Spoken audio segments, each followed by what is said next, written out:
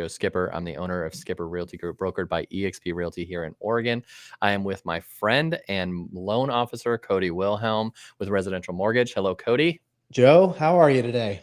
I'm good, man. It's like the first part, the first part of this week is normal. We took the kids to school Yeah. and How had a about day that? to actually do some work. So it's been good. You can actually drive now. I don't I know if know. you have seen it, like up here in Vancouver area, the potholes are terrible now. Really. Everywhere. There's potholes like crazy. So Yeah. It gets did nuts some, after that sort of stuff. It did some yeah, damage. wreak some havoc. Yeah, we still got snow piled up from in our neighborhood for some of the people that, they scraped up the snow and put it in a pile. It's still there, Yeah. still cooking. So Hey, bust out that sled again. nice. Well, you can't. You've got to get a new one. Yeah. Like, Yeah. I'm gonna make one out of metal. well, nice, man. Yeah. Just wanted to go over anything crazy or new in the mortgage world this week No, over the not last. really. Rates have just kind of stayed sort of flat back and forth. There's some data that comes out later this week that will kind of give a little more insight on potentially what the Fed is leaning towards. But I know the outlook has shifted a little bit over these last couple of weeks on whether or not the anticipated date of March when they could potentially lower rates. That's kind of been a little more up in the air. Whereas a month ago it was like all but guaranteed. And some of the data that's come out has just kind of shown that the economy, the workforce, everything is a little stronger than it was even just a few months ago. So we'll see. Yeah.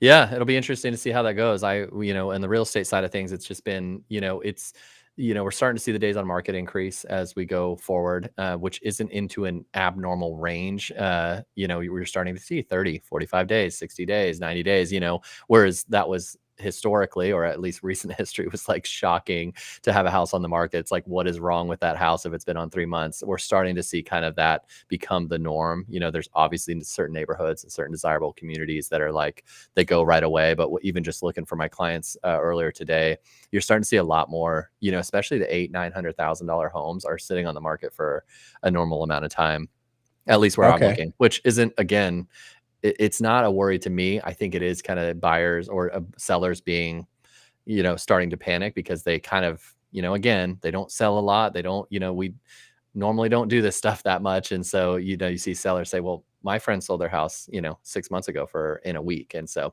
it's more just kind of letting them know that this is normal. But Okay. yeah, that's what Yeah. I'm seeing. I'm just seeing, not necessarily price decreases unless the seller is super aggressive, and needs to get out, but just more days on market. And I try Okay. to tell people that are selling, like, just start to expect it. It's not, unless you price it super aggressively. Buyers are kind of seeing what you're talking about and seeing that their projection that maybe rates will drop, maybe they won't, maybe, where are they going to go? I think buyers are kind of like, I'm not desperate right now. I want to see what's going to happen here. So, Yeah. yeah. How about the overall inventory? Is that increasing or is that still kind of stabilized where it's been for a little while? It has, in Wilsonville, and it fluctuates. In Okay. Wilsonville, it dropped dramatically over the winter time, but now it's going to pick back up. I think this month, I think it picked back up.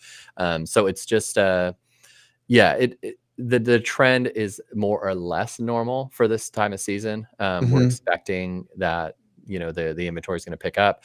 With that, people think, the buyers are going to come in as rates go down. So it's going to be, some people are predicting kind of the similar sort of thing as COVID, just at different rates. Mm. So I don't want to Okay. say that. I don't know if that's going to be the case, but I do think that buyers are anecdotally starting to say, we're getting back in the market. And I think sellers are starting to say, hey, this is, as rates come down, we kind of want to offload it before anything crazy Sure. happens in the election or anything might happen. So Yeah. yeah, you're starting to see, you always have the doomsdayers saying like, okay, the market's going to crash, and or buyers, it's going to be nuts like COVID and you're going to be priced out of your home again, blah, blah, blah. Hmm.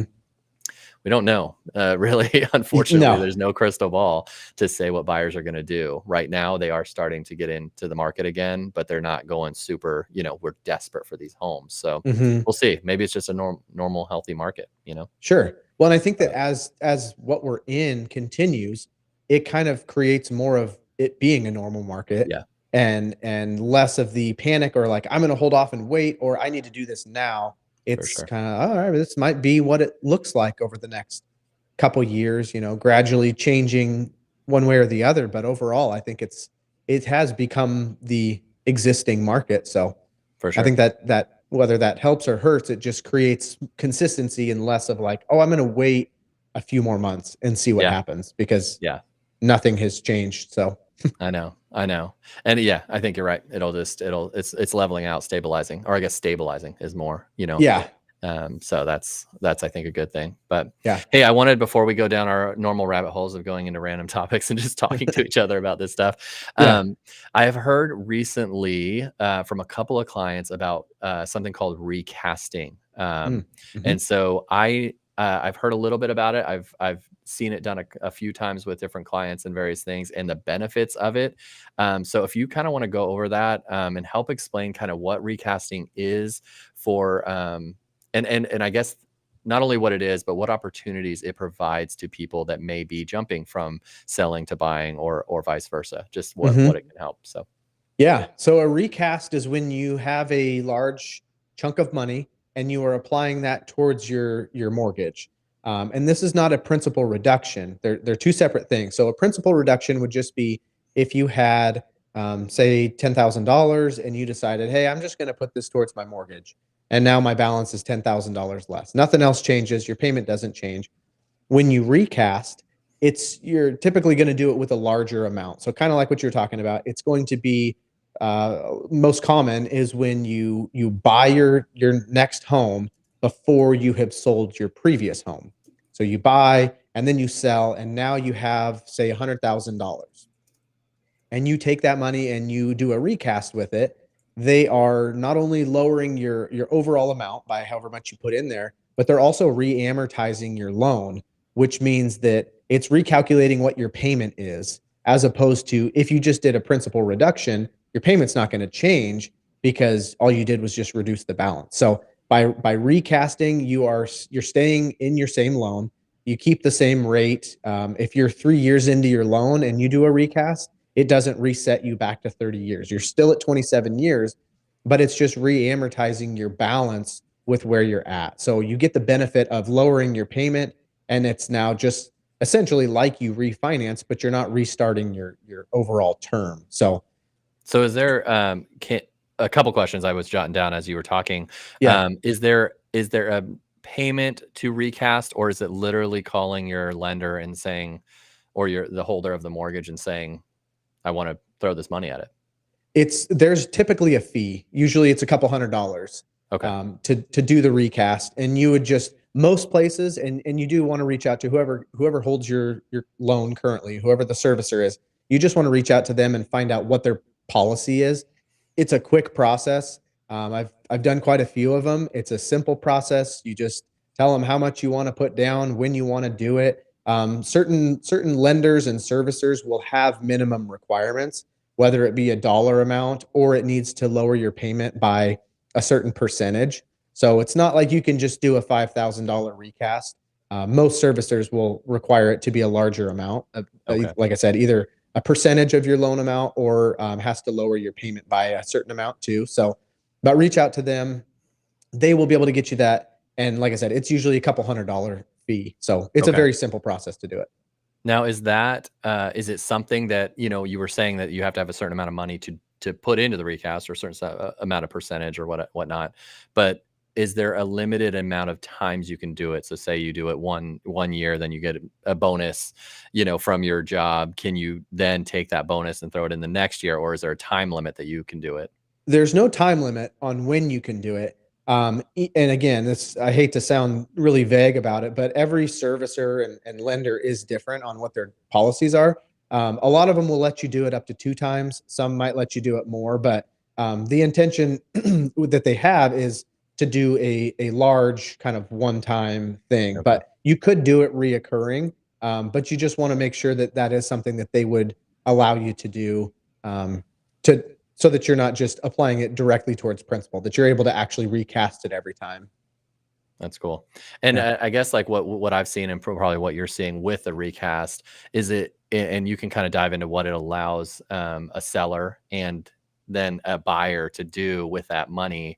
Um, a lot of people, you talk about contingencies, and we have to sell our home to have this or have to do that. There's a lot that this recast could provide another opportunity to say, and correct me if I'm wrong, say you could sell, use that profit down the road to to pay off, to recast. So you Yeah. buy a home non-contingent, you still own that current home, you sell that home after you buy, and then recast that extra profit, if that makes sense. Yes. Maybe you Yep. can clarify it, but that's what No, I'm thinking in my head. it does. And the nice thing with it too is if so say you do that, right? You buy your next place and you just have the minimum down payment, 5%. But ultimately you know that you were going to have a lot more of a down payment. When you do that recast, say you start out with a 5% down, sell your home, when you do the recast, as long as it brings you up above 20% equity or 20% down, you can also request to have the mortgage insurance removed at the same time. Mm, So rather than feeling the need to do the 5% down loan and then you got to refinance to get the terms that you were wanting and not have mortgage insurance, you can do it all at one time and it makes it a really simple, easy process.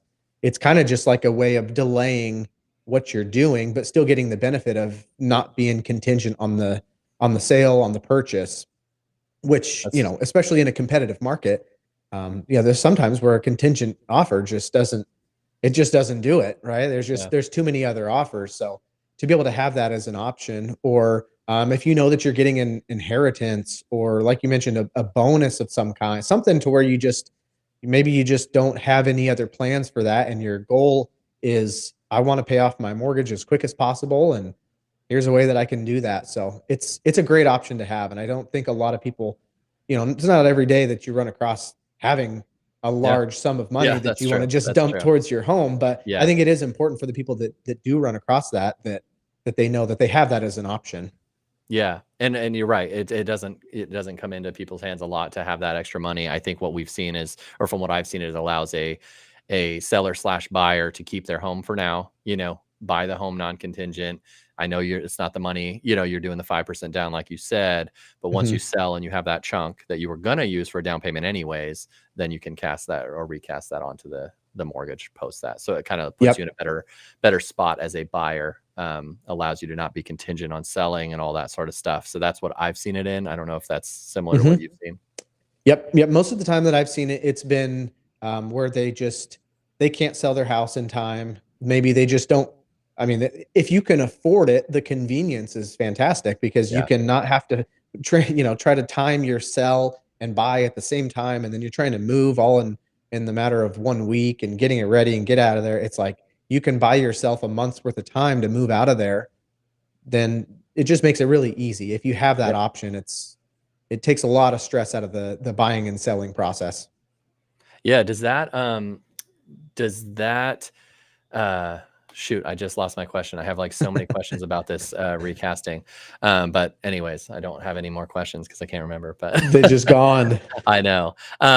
Yeah, that sounds like a great option. I think that the recasting. So explain just for a minute or so, the difference in recasting. Because say I say, okay, well, I have $70,000. I just want to pay my mortgage. Like Mhm.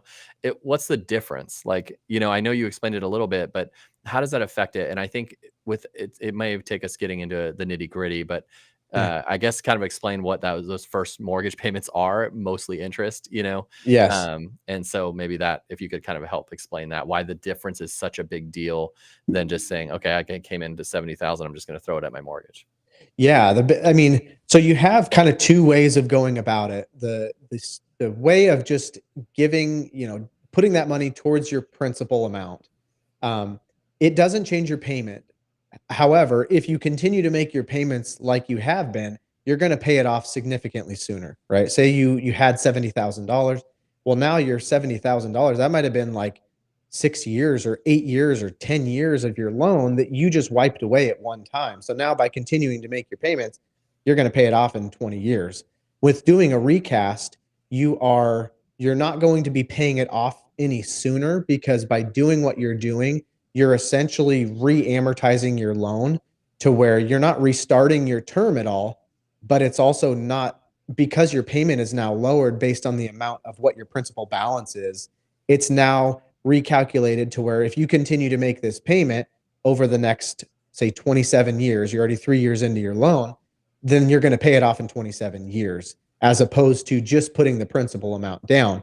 But what I will say is I think in most situations, when you can get a lower payment, even if you want to continue to make higher payments to it to just pay the principal Yeah. balance down more, it gives you that flexibility on when things get tough, when you know jobs slow down, whatever it might be in life. That having an extra $300-400 a month could really make or break your month. Yeah. Having that ability to have the flexibility and the lower payment by doing the recast, I think it just frees you up a lot. It's kind of similar to a 15-year mortgage versus a 30-year mortgage. Yeah. 15 years are awesome, but if there does come a point when, man, this payment's getting kind of tight, Hmm. being on a 30-year and paying what a 15-year mortgage payment would be, it allows you that opportunity to say, hey, things are kind of tight now. I'm gonna back off paying my mortgage down so fast, and I'm just gonna, pay the minimum balance for a little bit. It really makes a big difference in overall just comfort of your finances. Yeah. But Yeah. the recast, I think that the best part about it is you're not having to refinance. It's a couple $100. You're resetting what your payment is now based on your new balance. And Yeah. you're essentially getting the benefit of refinancing, but it doesn't restart your term. Nothing really changes other than just getting it re-amortized. I see. And I Yeah. do remember my question now. Yes. And that is, does every, I know, and I think I know the answer, but is this a standard tool for most, if not all mortgages, or are you talking specific? Is it conventional? Is it FHA? Like, what's the rules with that, if there are any? Yes. I'm glad you said that because I completely forgot to mention that. It is going to be typically for conventional loans only. Um, you could do it with some jumbo loans, some different portfolio loans. Those are going to be kind of specific to whoever it's with, but FHA, VA, and USDA, which are considered government loans, they do not do any type of recasting. Okay. So if you're Okay. in that situation, you may be in a spot where you need to refinance into a conventional loan. And then at that time, if you're doing that, you can apply the funds at the time of refinance and you're essentially doing the same thing. It's just getting yourself into a position where you can actually do the quote unquote recast at that point. I mean, it wouldn't really be considered a recast if you're changing loans, but you're accomplishing Yeah. the same thing. And Okay. while we're on this, I know it's a little sidebar here, but the same thing kind of goes with mortgage insurance. Like if you have an FHA loan or a USDA loan, the mortgage insurance doesn't go away. So you eventually need to get yourself into a conventional loan to where that mortgage insurance does go away. So certain Yeah. programs have just kind of those elements to them where it's just this is the way that it is, and there's no wiggle room, there's no getting around it. But Yeah. conventional loans you can recast, and I would say, I mean, 95% of lenders and servicers. I mean, I have no idea. I'm just throwing it out there, but my guess is that most servicers and anybody that's lending will do a recast. Yeah. Okay. Cool. Yeah. Okay, man. Well, thank you for that. Yeah. Hopefully you have a good week. If you guys, we are going to be meeting, Cody and I are going to be meeting after this to get on with our podcast, which is going to be fun. We've got a couple guests we're going to be interviewing in the next couple days, and then we're going to start Yeah. loading up on podcasts and get them out to you guys. So again, if you guys are interested in being on the podcast, think you have a story to tell, think you have something that might be interesting to other people, or even Cody and I, let us know, give us a call, shoot us a text, and we can get you set up with that. I'm looking forward to it, man. I'm hoping, Same here. looking forward to getting the interviews going and Yeah. starting it off. So if you Hitting it don't with have a anything else, No, hitting it with a bang. Got I got know. 3 good ones tomorrow and Yeah, just for sure. momentum continues. So it's For exciting. sure. Yeah, we got a lot of people lined up that'll be super interesting people and interesting stories that'll be appealing, I think, to a broad range of people. Just to when you're Hmm. driving or you're doing whatever, listening to podcasts, it might be an interesting story. So, Yep. well, thank Yep. you, man. I will Thank chat you. with you soon and see you all next week. Thanks so Sounds like much. a plan. We'll Okay. see ya. Yeah.